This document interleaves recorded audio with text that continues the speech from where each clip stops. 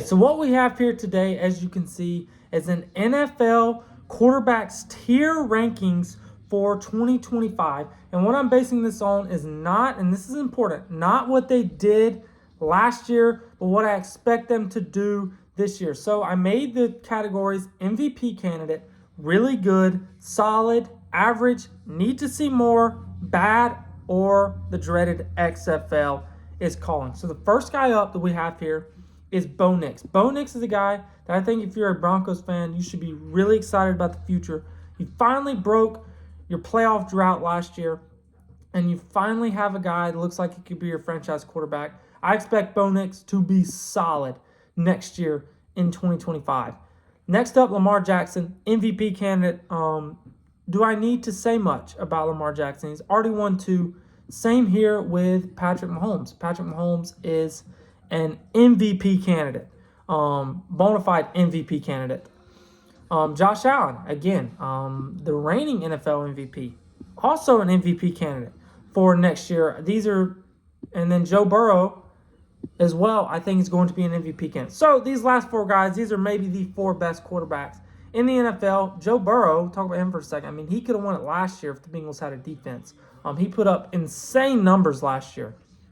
Next up is Dak Prescott. I think Dak Prescott is going to be really good in 2025. I'm a Cowboys fan, so I'm biased, but I think adding George Pickens, getting him another weapon. We've seen Dak in the past when he has good receivers, has good players around him.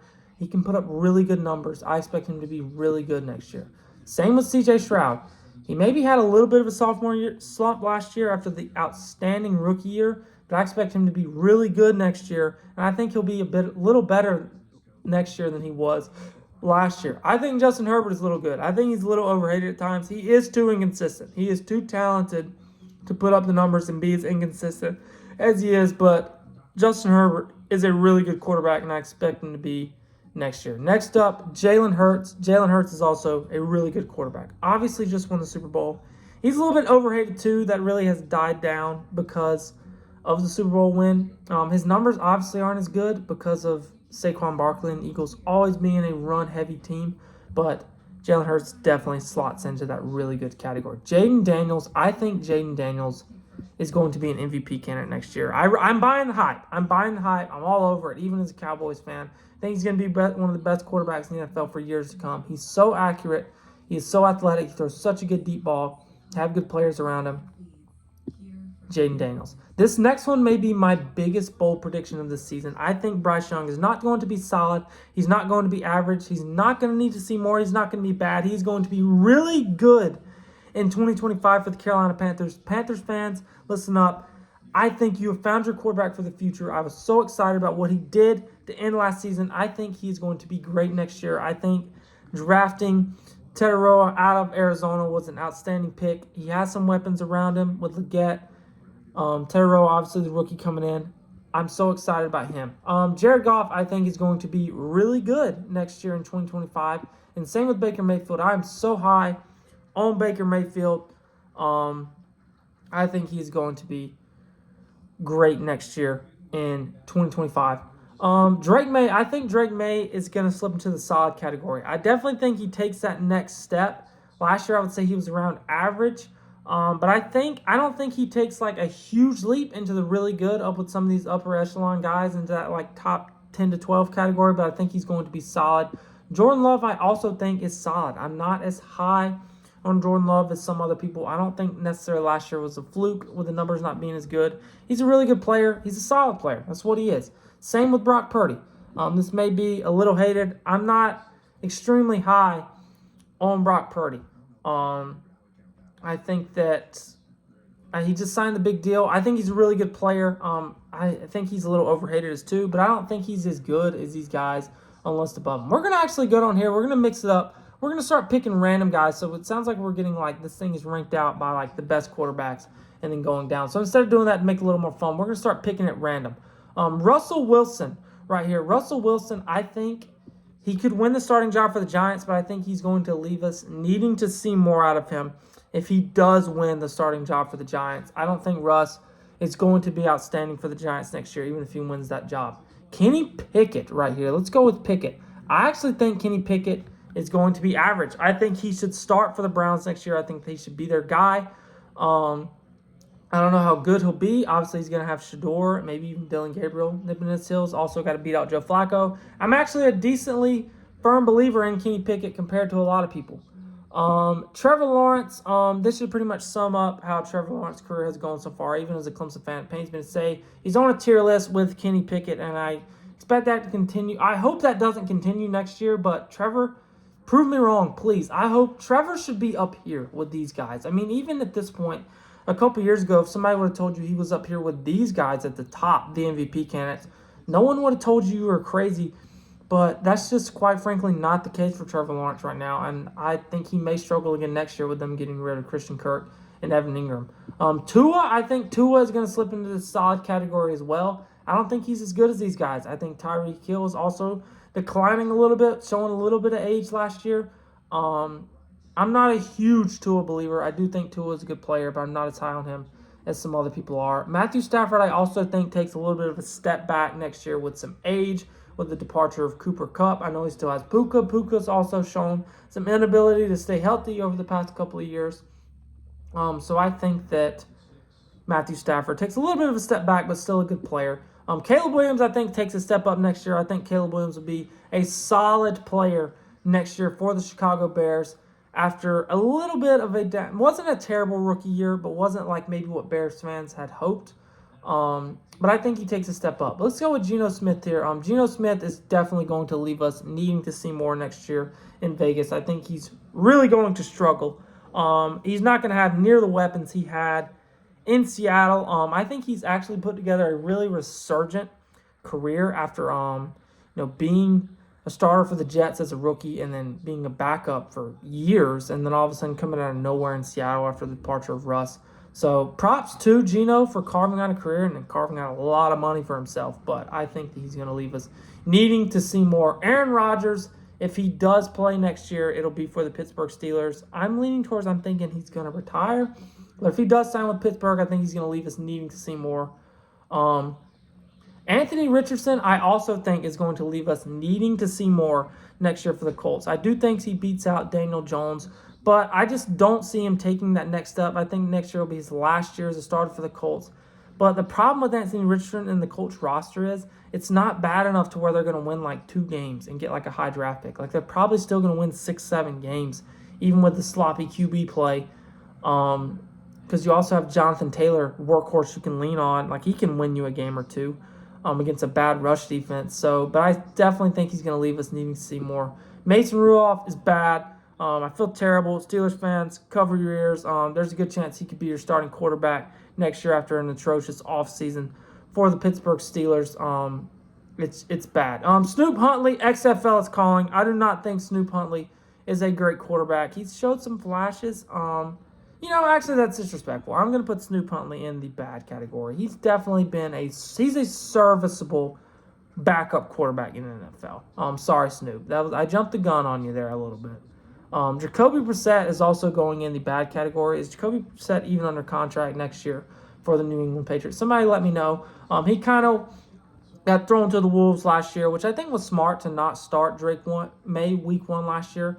Brissett had to go out there with that awful roster and kind of, get beat up behind that terrible offensive line. But he held his own, won a couple of games. Jacoby Brissett has carved out a nice career, but he's a bad quarterback. Cooper Rush, I'm also just going to put in the need to see more category because I don't think he's bad, but also he's a backup. So I'm not going to put him up here with that feels a little disrespectful to Trevor Lawrence to put him in the same tier as, a Cooper Rush. And also that would be really respectful to Kyler Murray, who I think is average. I think Kyler Murray has tremendously underperformed. I expect that to continue into next year. Kyler Murray, please, again, prove me wrong. We've got a couple of number 1 overall picks right here that need to show me more. These guys should not be in this tier, but quite frankly, that's what it's been for them so far. Kirk Cousins is going in the XFL, is calling, and not necessarily because his play, even though his play was bad enough to get benched, it's because Kirk, man, listen. I love Kirk Cousins. I'm actually a huge fan of Kirk and think he has carved out a great career, and I've always pulled for him. He's an outstanding guy, and he's a great player, but I think it's time to hang it up. He's not going to start next year. I know he's getting all that money from Atlanta, which looks like a terrible contract, but I think it's time for you to retire, Kirk. And that leads me to my next guy. Let's go ahead and put Derek Carr. Derek Carr did retire the other day. I love Derek Carr. I know some people may have some reasons to not like him. Like maybe if you're a Saints fan, I get he wasn't the best for you after signing that big 4-year deal. But I'm not a Saints fan, so I love Derek Carr. I think he's a great guy. I've always been a fan of his. Think he had a great career, but XFL is calling because hey, he's done. Actually, XFL would be horrible for Derek Carr. Because he would probably get. I mean, the XFL. I mean, if you think. I don't think the XFL exactly has the same rules on hitting quarterbacks the NFL does. Anyways, I'm getting off on a tangent, but Derek Carr, enjoy retirement. If you've seen some of the videos of him this week playing with his kids and running around, it's awesome to see. Good for him. Michael Penix Jr., I think, is going to be decent for the Falcons. I'm still not completely sold on him, on whether he is the franchise guy. So I think he's going to have like an average season next year. I'm not ready to throw him into this solid category. I think he's going to be okay. I think he's going to be serviceable. I think the Falcons missed the playoffs, won like 7 or 8 games. Sam Darnold is going to leave us needing to see more in Seattle. He's not going to be near as good next year. I don't necessarily think it's as much of a talent thing for him as it is like talent around him. He's just going to have not hardly anything to play with in Seattle. Tyler Lockett's gone. DK Metcalf's gone. I mean, he has Smith and Jig, but that's about it. It's a depleted wide receiver room. Not a ton of weapons. He's going to leave us needing to see more. Justin Fields. Where else could you possibly put Justin Fields other than average? That's where his career has been since he's been drafted. He has underperformed, but he's not a terrible player. But he is an average player, and that's where I think he'll be for the Jets next year. I don't expect him to overwhelm anybody with the Jets next year. The Jets also, I think, will miss the playoffs. Jameis Winston, I'm also going to put in the need to see more category along with Russ, because if he beats Russ out for that Giants starter, I don't expect much out of him. I think he's going to leave Giants fans needing to see more out of him and just not a great season he'll put together next year if he is a starter. But again, love Jameis. He's carved out a great career. Maybe not, again, what expected out of a number 1 overall pick. Joe Flacco very well could be a future Hall of Famer after this little bit of a late career surge he's had here and a Super Bowl champ. Hey, who knows? Definitely fringe-ish Hall of Famer. I definitely don't think I would put him in. But hey, I mean, Joe Flacco maybe was elite at one time and in that really good category for sure, but I think he's going to leave Browns fans needing to see more. I don't think he's going to be able to capture that same magic if he does start next year. Gardner Minshew, I think, is bad. I definitely think he is bad. Even though he's had some flashes, he was terrible for Vegas last year. Won't be a starter in the NFL this year. Skylar Thompson, XFL is calling for sure. Skylar Thompson is really, really bad.